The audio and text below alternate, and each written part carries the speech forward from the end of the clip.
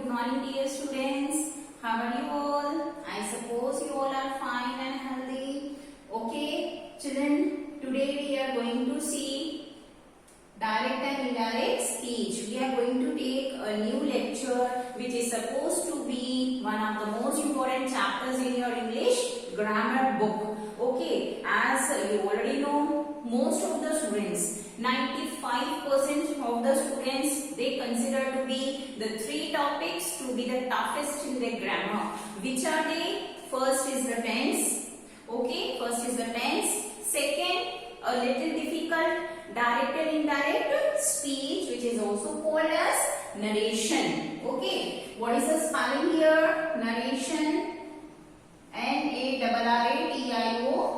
We also call it narration. So the second, at a little bit difficult tier level, it is the direct and indirect speech. And the third and the most difficult, according to the students, 95% of the students, active and passive voice, which is also called as voice in short. So here, today we are going to take the second, that is the direct and indirect speech. And children, no need to fear with this topic. You know why? Because it is not the difficult one at the second category, but it is the easiest. If you once understand it as it is, as I am explaining you, you will find it quite easier. Okay? You will come to know that it was the easiest to fall, even active passive, that is also quite easier.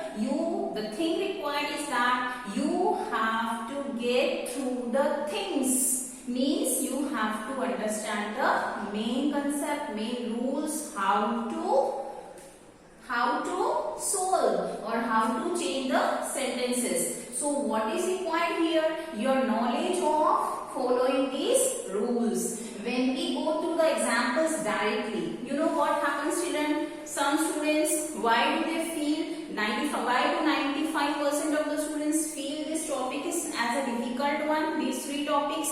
Because many of them, they are not attentive in the class when the teacher is teaching. Second, they do not go through the rules. They do not follow the teacher. What do? Just before the time of examination, they open their books and notebooks and directly they go to the sentences, how to change from direct to indirect speech, how to change from active to passive voice. Okay, they try to do this. That's why they fail. Fail means not in the report card, not in the class, but fail means they fail to solve this question. They make mistakes. This question goes wrong. So today we are going to start this new chapter.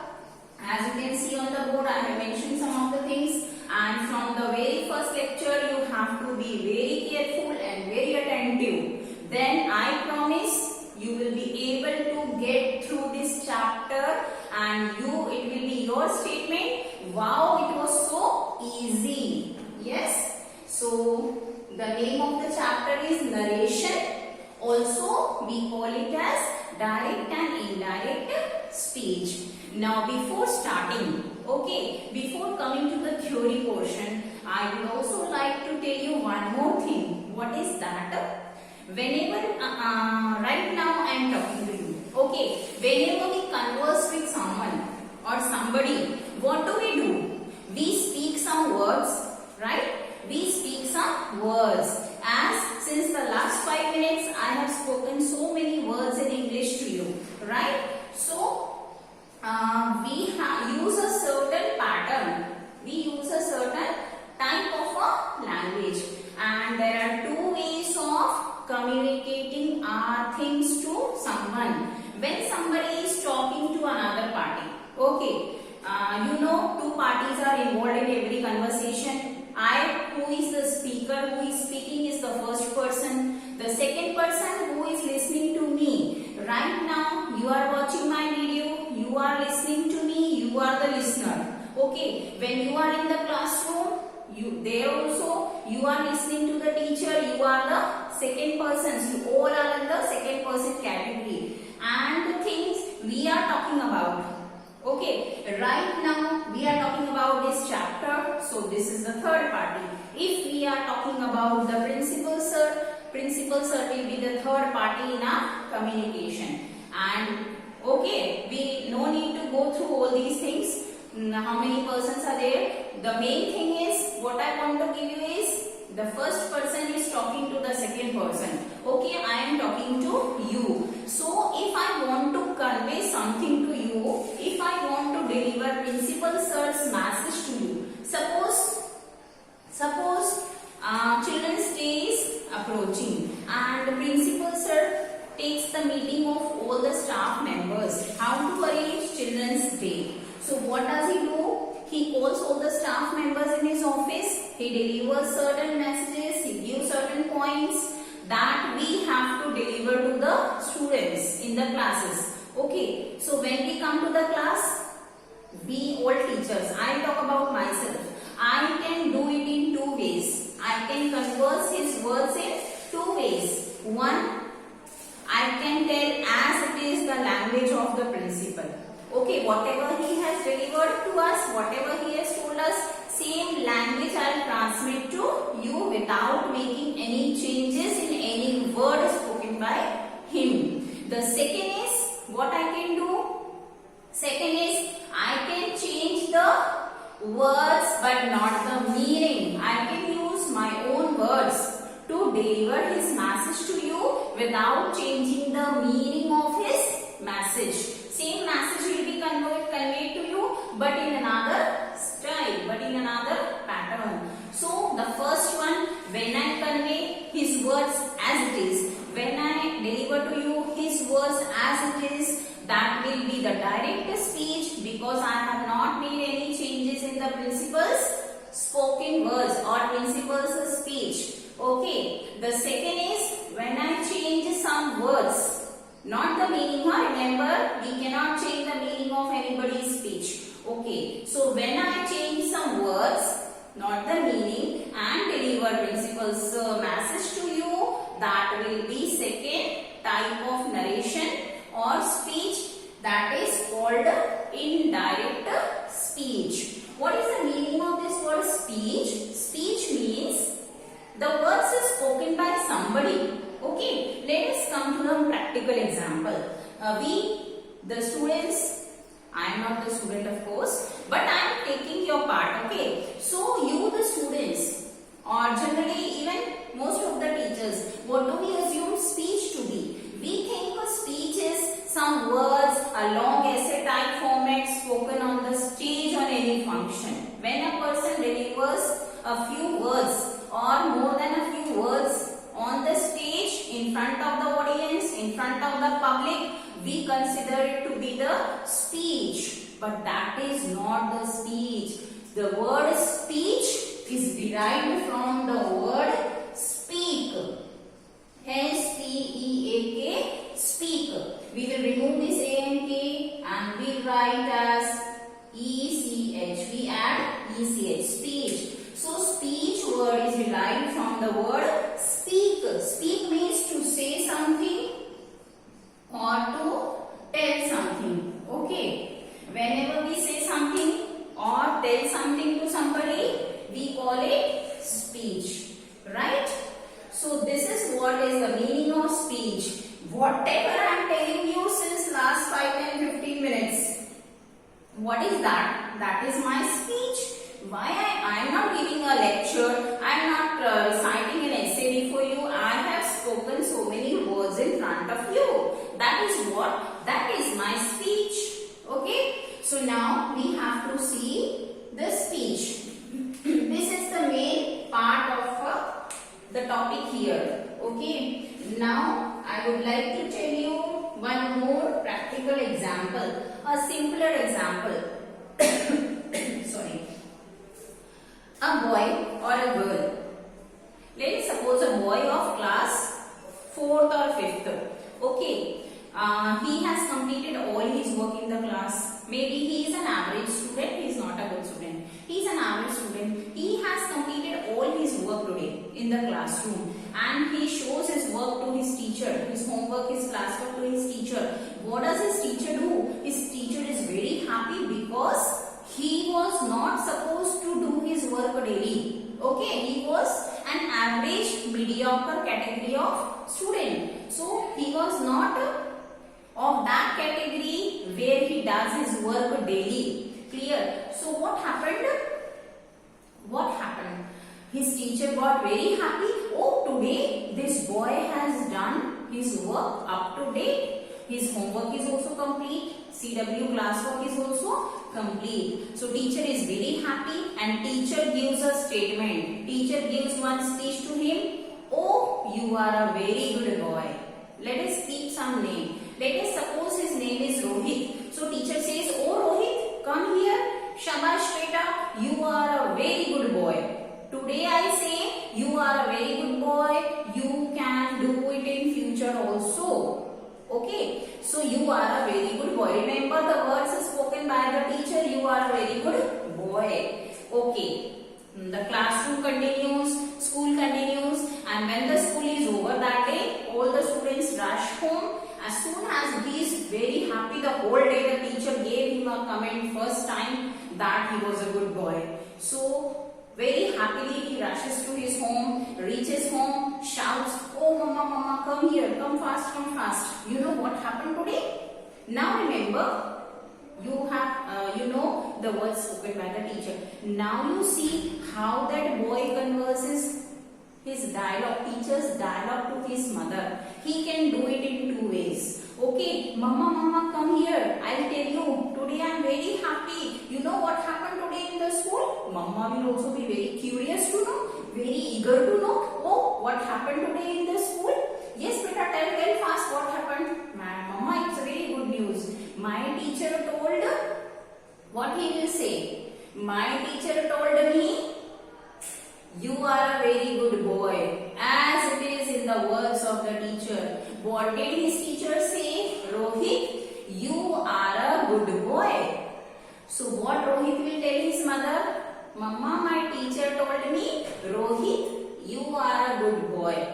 So this is what is called direct speech, because Rohit has delivered directly the words of his teacher as it is to his mama, as it is to his mother. So this is what is called direct speech. Why it is called direct? Because there are no changes. Directly, whatever his mother has spoken, he has delivered the same words to him. Whatever his teacher has spoken, same words he has delivered to his mother. Okay. And secondly, he can say in the other way, like he can change the words but not the meaning. Remember, just see how. Oh, mama, mama, come here. Mama says, what happened dear Rohit?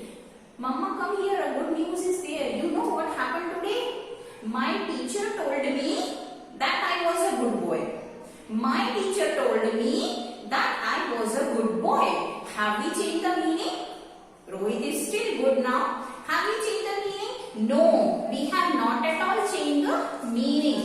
Only the thing is that Rohit has delivered the words spoken by his teacher in another form, in another way, without changing its meaning. Clear? So, the first one, the first style of speech, that is what is direct speech. Clear? And the second category, the second style of speaking where he changes some words but not the meaning, that we can call it as indirect, because he is not delivering directly the words of his teacher as it is. He is making quite a little changes. Okay, so that will be called indirect. Yes. So these are the two types of the speech. That is what your lesson consists. Okay. Now come to the board. Okay. Two examples are written here in front of you. Let us go through each of them one by one. First one is, where are you going? Where are you going? Said Sarita. You can see this quotation is in inverted commas. Okay, inverted commas are here, question mark, because it is a question asked by Sarita. So, what is this? Whenever we want to quote the direct words of the speaker as it is without changing any words, that speech is direct speech and it will always be quoted. It will always be written within inverted commas. Okay, it will always be written within inverted commas. So this is the indication that the speech is a direct speech. Okay, so this is what is direct speech.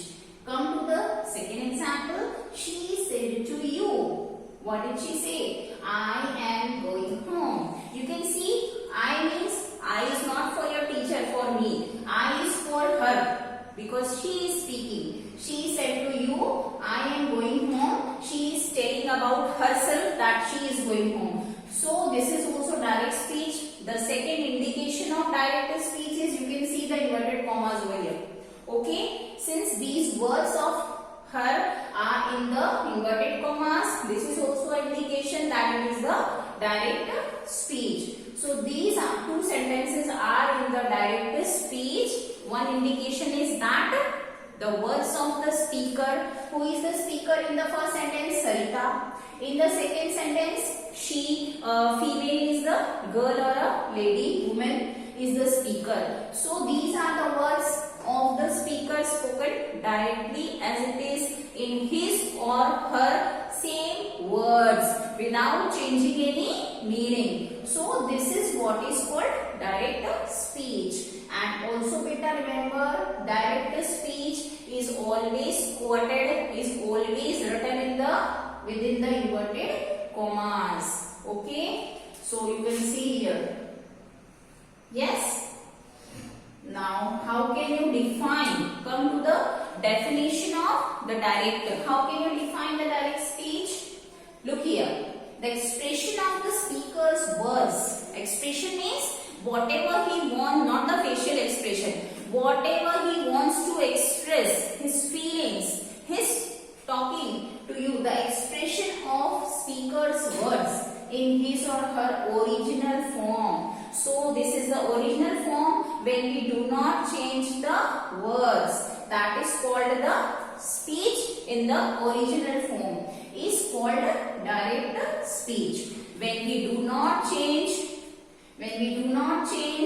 the speaker's words, so we quote it as it is in the inverted commas, that is called direct speech. When the speaker expresses something and we speak or we write the same as it is in the inverted commas, we call it to be direct speech. Second thing, come to this example.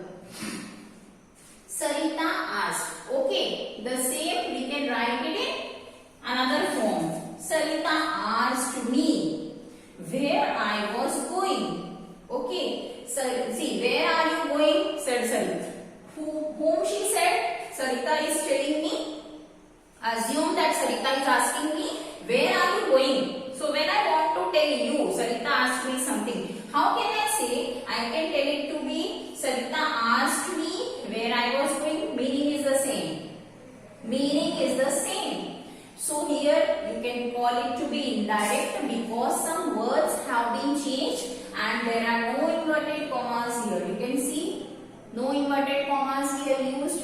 It is indirect speech and also the meaning is the same. Only we have changed a few words like I. You will change into I. R will change into was. Some words are changed. So this is what is indirect speech. Come to the second example. She said to you, I am going home. Now here you have to understand the meaning first. Who is going home? She said to you. Imagine a girl. She said to you, I am going home. She is saying I means it is for her. She is going home. She told you that she was going home. Now what changes have we made? We have written here that she is the same. And I will change into she and will change into was. So here with quite a little changes. Okay, these two are changed here and these two are changing the first. I was. Okay, and where is also introduced here. Okay, actually you cannot call it to be introduced because it is already given in the question. So these two are the main changes. So this is what is called indirect speech because we have not changed the meaning. She was going home. Who is going home now? She was going home. So it is the same. Now this is what is called the introduction of the direct and the indirect speech or the narration. Yes. Now we see how if I tell you to change these sentences into indirect yourself, how will you change? Again, there you are caught. Why? Because you don't know how to. So definitely you are going to make a mistake without the knowledge, without information about these rules. Clear? So here you can see there are 8 rules. There are 8 rules which I have framed. Okay? Which I have framed. 8 rules are here which I have framed. Look here.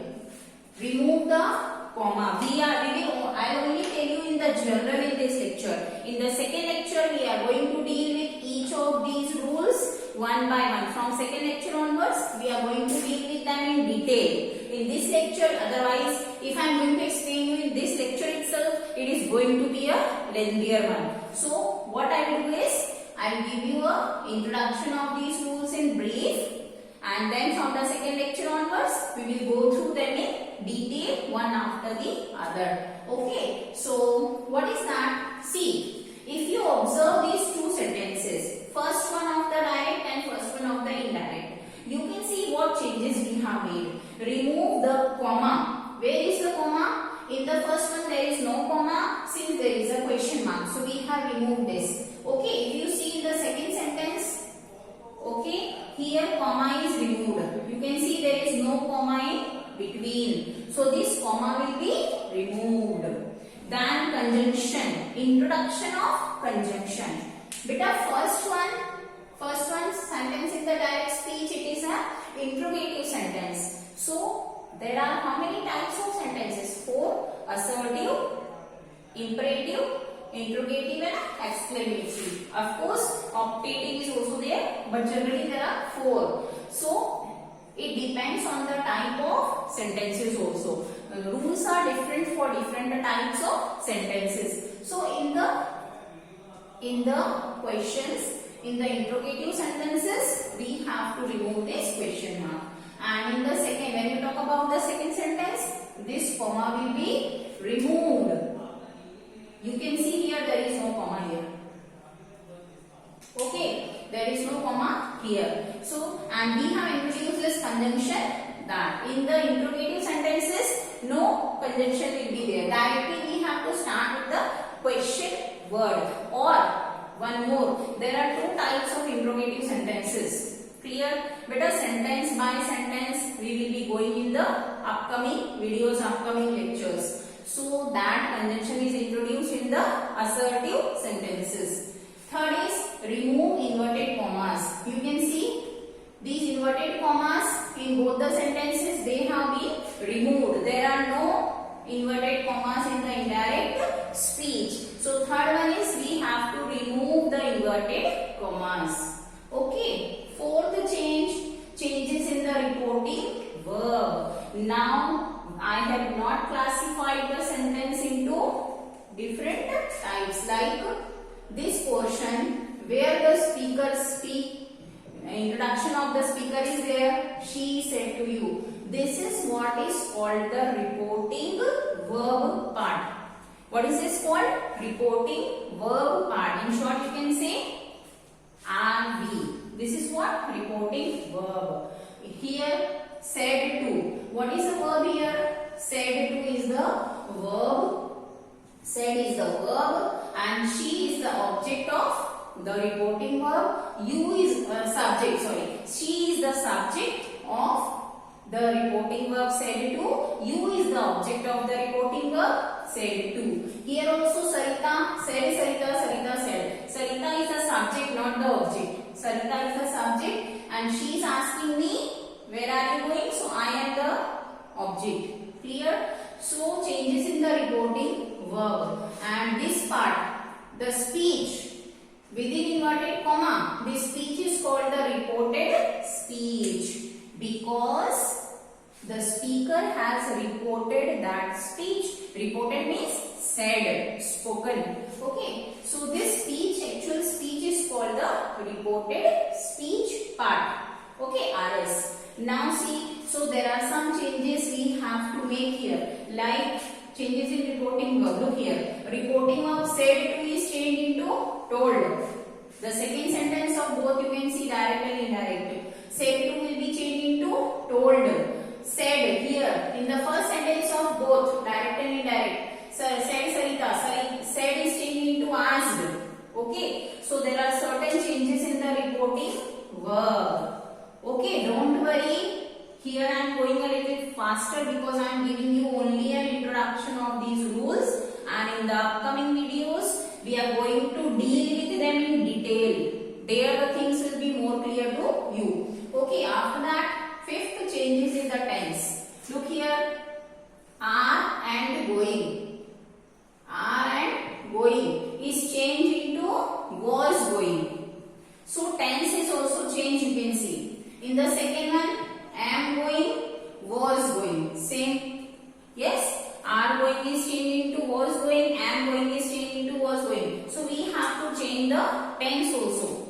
Okay, what are the changes in the tense? That also we will take a separate lecture for that.